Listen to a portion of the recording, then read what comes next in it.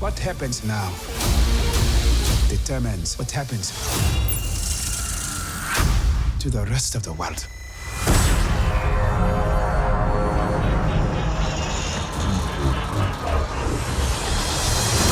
What's up, everybody? Greg and Ryan here for our spoiler-filled review of a art house film you may have heard of, Black Panther.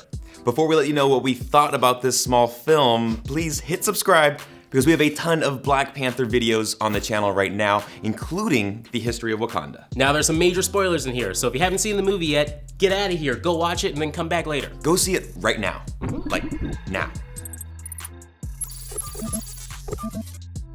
All right, Greg, off the top, what were your initial reactions after seeing this movie? I was nervous going into the movie, but it's extremely satisfying. It has heart, it has narrative room for the villain and the supporting cast to really grow and thrive. It's not bogged down by the MCU's ever-expanding storyline going on. They let that go in the background. Yeah. It's really, really good. Yeah, I agree. I was kind of a little bit worried going into it because the hype is so big right now for this movie. Yeah. But it was well worth it. It is incredible. The world of Wakanda, like, it feels real. Even though it's fictional, it obviously feels like it could exist. The storytelling was awesome. Ryan Coogler is an amazing director. He pays attention to the little details, and it definitely showed that this is one of Marvel's, if not the best Marvel movie. Speaking of Marvel's best, let's get into that and see where it ranks in the MCU. Greg, I know you're a huge fan of Winter Soldier. How does this compare? Winter Soldier is still #1. I think that's, to this day, I feel like that should have been nominated for an Academy Award for its screenplay. That's still one of their top tier, the best Marvel MCU film to date to me. Yeah. And then Black Panther, it's up there with it. I don't want to rank it 1 and 2 because I feel like we're just here saying this before for like Spider-Man Homecoming, Thor Ragnarok, and now Black Panther, which seems completely separate than Thor Ragnarok, and the tone and the theme going on there completely. It's different. I think it's rare to find a movie, especially a comic book movie, that not only excels as like a commercial product, but also has a message behind it. You gotta sell those toys, but you also have a strong message, which I am stunned that a Marvel Disney movie, they agreed to tackle Black identity, like head on. It's crazy, and it's amazing that they did this to tackle politics, identity, history, culture, and to do it so effectively, but also be an entertaining flick. Yeah, we haven't seen this since Nolan's Dark Knight trilogy. That's it. That's the last time we've seen them tackle politics. And even in politics, this is the first time we've seen it in a while where they've tackled cultural identity and everything that goes along with that. Yeah, so solid A. I think it's the top. It's damn near the top between both of us. Definitely looking forward to more spin-offs and more sequels if we get that down the road for Black Panther. Oh yeah, let's get into that a little bit later because I have some predictions on what they might do in the sequel. Okay, let's get into the characters now. T'Challa, what'd you think? Main character. I thought it was great to get a little more background. You know, when we saw him in Civil War, it was very much, he's going after the Winter Soldier, and it was very like menacing, and he's very aggressive, and then you have no idea besides his dad died. That's all you know. This is like, you realize that he's a much more emotional character, and dealing with all that, and the past and the history, and kind of secrets, and what his dad didn't tell him about the past.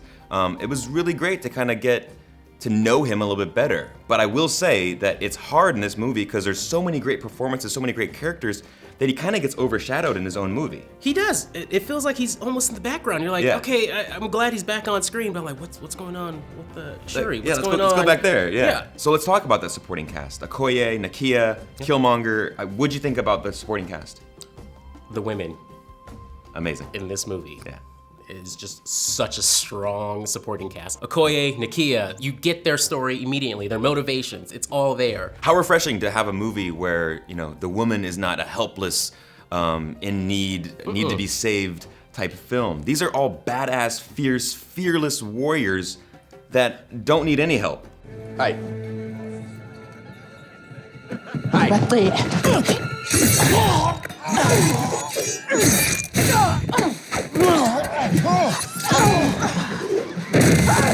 All right, when discussing the supporting cast, we have to touch on Shuri, played by Letitia Wright. She was obviously in Black Mirror Season 4, the episode called Black Museum, and we both loved her. She's the perfect Q, like James Bond's Q in this film. Yep. Every scene she's in, she steals it. It's not even close. I can't wait to see her with like Tony Stark or Bruce Banner in the future, just devising new technology and plans. Like she is such a good actress, and the chemistry with her and all the other actors, specifically Chadwick Boseman as well, Big Brother relationship, it was completely believable. Oh yeah. That they had years of just antagonizing each other back and forth, but all love. Every scene where she's like, Your Majesty, stuff like that, it's awesome. perfect. Wait, which side of the road is it? For God's sake, just drive. Okay, calm down. Okay, so we talked about all the good guys. We gotta get into the villains now. Killmonger, what'd you think? Eric Killmonger is the best villain in the MCU. Yep, I said it. It's not a hot take. I think, okay, maybe some people were thinking Loki, maybe some people were thinking Vulture. It ain't gonna be Thanos, I'll tell you that much. It's Eric Killmonger because, I mean, you sympathize with this guy. You literally are like, should I root for him? Should I not? Oh my God, I totally feel what he's going through. It's hard not to root for this guy, especially when the performance by Michael B. Jordan is so extraordinary. You can feel his anger, you can feel his pain, years and years of building up to this moment in his life, the seminal moment where he can finally change his destiny and get what's rightfully his. Yeah. And also, he's searching for his identity. He's searching through his history. Again, he wants to know who he is. Black identity. That's the key, the heart to this story, and his father, which we're gonna get into in a second. It's really shapes this whole entire movie. It brings it together. Killmonger wasn't the only villain in this movie, obviously. We had Claw, and I thought Andy Serkis did a wonderful job of what he was given. He's awesome. And to be honest, I was a little bit shocked that they killed him. I thought he'd be around for a little bit longer. Like, of course, that was Killmonger's ticket into Wakanda to bring that, so I thought that worked great. But it was kind of shocking that they just killed him off. I thought that he would be more involved in the story, especially for his role in the comic book. But he did play the performance really well. I mean, you hated him from the get-go. He's laughing his ass off. He's singing along. They're savages. I loved it. Very well done. And we only had a brief moment with him back a few years ago in Age of Ultron. But yeah, let's forget about Age of Ultron. But it was really good to see him in this film. He really owned it, and he was a really good, menacing villain. Okay, we have to talk about Ross, too. We can't forget about him. Martin Freeman did a great job as playing the character that needs to be there to connect everything to the MCU. He did a great job. It did feel like that, though. It was like he was only there to connect things to other movies. I love Martin Freeman. He's awesome. He was great in Fargo Season 1. But I just thought there was a little bit too much of him. I could have done with a lot less. After the interrogation scene. The whole airplane scene. Yeah, I didn't need any of that. Like, I think after the interrogation scene, maybe don't shoot him and kill him there. But just, like, he's wounded, he's recovering in the hospital. I don't need to see him go back to Wakanda. I don't need to see any of that. But I know that does tie it into them ultimately opening up their borders and opening up their identity. Martin Freeman was important because you knew they needed some character from the MCU. Tony was the guy in Spider-Man Homecoming. Yeah. You had Hulk and Thor together. True. It could have been a lot different. Marvel could have took this in a completely different direction. Thank God they didn't make him save the day. Yes. That would have been horrible. Or they could have took out Ross and put in, I don't know, Cap. Cap could have came in at the end, saved the day. There's a few other characters they could have brought in here, and they could have changed it completely. I think Everett K. Ross is the best you could do. That's a really good point. Yeah. A smaller character, have a little of a background role, no one that would overshadow what's going on in Black Panther. No. And how about the performance by Winston Duke as M'Baku? In the comics, obviously M'Baku becomes Man-Ape. They kind of hinted it briefly here, but they don't go about calling him that. What'd you think about M'Baku? Well, the second I saw him, I thought, okay, well, there's my Halloween costume. That was immediately, I was like, locked, done, now I know what I'm getting. Just like Shuri, he steals every scene he's in. Yeah. The scene where he brings up like the cannibalism, but then they could have ended it there. But they gave it another little, like, just a little touch with the vegetarian, like, joke. That's a great little line, and it also gives them heart and soul. Comedy here is not overused. Some people thought Thor Ragnarok was maybe a little bit too much comedy, and it kind of pulled you out of what was going on. But they smartly used comedy in the right moments, where you were like, that's hysterical. That's like, those moments are so good. But they didn't overuse it, which was extremely effective. And it made you have fun with all these supporting characters. Also, Greg, I don't know if you noticed, but Sterling K. Brown is in this movie, and he's f***ing phenomenal. Sterling K. Brown is racking up awards right now like crazy. And this movie, for people who haven't seen any of his performances yet, O.J. Simpson, This Is Us, I just got started watching This Is Us a couple of weeks ago. Yeah, he's f***ing phenomenal. All right, let's talk about the good. It's all good. It's all good? That's it? All right, cool. We're done. Bye, everybody. Bye. No, the visuals obviously looked Yes. amazing. The costume design, the sound, the soundtrack, the score, everything was amazing. And you're just surrounded by this world of Wakanda that it makes you feel transported there. Coogler's direction is amazing. He cares about the small details, the relationships between people, every little thing, big picture, small picture, he cares about it all. It's beautiful. It literally is beautiful to look at. If you can, make sure to watch this movie in IMAX. Yeah. I saw it, Definitely I've seen it 2 times. I saw it with critics the first time around. Still jealous you saw it twice. I'm gonna see it again too. I saw it the first time with critics, and that theater, it was okay. And then seeing it again in IMAX, it's gorgeous. Yeah. Please go see it in IMAX if you can. They've tried so many times different origin stories. We've had the last Fantastic Four movie, which was, you can put that on the bad end of origin stories, and then you have anything like Iron Man, Spider-Man on the good end. Black Panther is one of Marvel's best origin stories to date, honestly. You're telling me that the king of a third world country runs around in a bulletproof catsuit? Why don't you ask him yourself? Because he's right outside. And then how about the astral plane sequences? I mean, gorgeous. Black Panther's in the trees, talking to with his dad and all the other old kings of Wakanda. When I saw this in the trailer, I was thinking, oh no, I hope this doesn't look like a Lion King sequence or something. I never got that vibe whatsoever. And I think it really proves that this film is like so spiritual. Underneath all of the beautiful visuals and everything like that, there's a spirit inside this film. And it's very present when you see those moments when they get to go kind of back and retrace their history, retrace their heritage. And yeah, it was very affecting, very powerful. And finally, what about that emotional ending? I'd rather die than live in bondage. Emotional, powerful. Again, MCU, I can't believe this is in a Marvel film. What a bold move for them to include that, to wrap up Black Panther that way. Yeah. That was an incredibly powerful and bold and risky move to end it, and it completely worked. This time next year, I would not be shocked whatsoever if Michael B. Jordan was nominated for an Academy Award for Best Supporting Actor. I'm just putting that out there now. Too much time in here. I just feel like there's gonna be some emotion. Hopefully no one forgets about it, because this performance was literally one of the best in the last few years. They won't. Look at Get Out. Get Out's still up there now, so I don't think they're gonna forget about it. The Academy Awards is very different than it was even 4 years ago. Yeah. But I don't care whatsoever if he gets nominated or not for any Academy Awards. I'm just saying that this may happen. All right, let's get into the bad now and a few things that we didn't like so much in the movie. Yeah, I would say there are a few moments where it's the same Marvel formula, the same cliches. Good guy has to fight the bad guy wins, good guy comes back, defeats the bad guy. Like, a lot of that was just like the same old stuff you've seen, saved by the people that are a little bit less of bad guys. M'Baku and his group. Yeah. I knew that was coming when it came at the end there. Some predictable spots, but overall, it tried to stay away from a lot of those cliches we've seen in comic book movies from the past. Another thing that really gets me is that Killmonger was able to take over Wakanda just because of a dumb rule and tradition.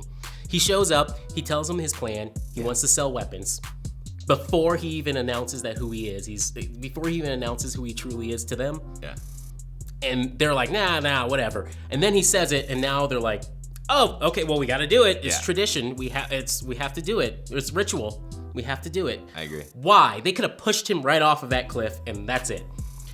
That made no sense to me. This guy's gonna destroy your entire world and way of life, and you're just gonna go along with it just because of tradition. Yeah, I'd be like, who's this guy again? Like, what is he? How long has he been here? 15 minutes? 20 minutes? Some rando that you haven't seen, some rando shows up just because he has the key to Wakanda on his lip.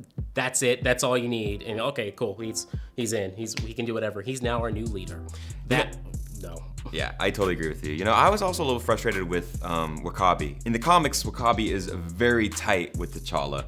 He's his second in command. He's head of security. I just found him to switch over to side Killmonger so quickly was a little bit unexpected, and it wouldn't really happen like that way. Yeah, they needed something quick to happen with these characters, and you brought back Claw? Okay, I'm on your side now, bro. Like, Sweet. No, it should have been a little bit more of a struggle for him morally to just like switch sides. I mean, he's grown up with this guy, and now he's just gonna switch sides because he brings Claw back. Like, he's the only character where every line is exposition that leads you to his motivations. That are too just basic. Body of Claw is brought to me. Now I'm on your side. That's it. There's really nothing else to this. We don't get enough time with him anyways to adjust to his motivations to go along with Killmonger. Totally. One of my biggest pet peeves were some of the action sequences. And I hate to say this because a lot of the action was really good. I just feel like it got a little bit cartoony, especially towards the end there. Yeah, it's a comic book movie. Yeah, and I know I shouldn't really complain about this. It is a comic book movie. I feel like my taste is more in vein of like the Logans or the Dark Knights when it's a little bit more grounded in reality. But comic book movies have these elements. This is something you have to deal with. Yeah. I just feel like when you have two Black Panthers in suits, it felt like, how they were running at each other and fighting down below Wakanda. It felt very much video game, cartoon, animated, and I was just it kind of pulled me out for a few minutes there. But overall, like the car chase sequences, the casino fight, very, very dope. I thought it was awesome how they did that. Just moments where I noticed and I realized that I was like, I don't like how that looks. Movie. Yeah, I don't like how that looks. But very, very small pet peeves in the large scheme of this movie. Yeah. Side note, Forrest Whitaker, does he have to die now in every role he's in? That's a good point. He's the new Sean Bean. All right, now let's talk about our absolute favorite and best moments from Black Panther. One of mine has to be the fight between Killmonger and T'Challa on Warrior Falls. That was extremely dope. Seeing them go, back and forth was awesome.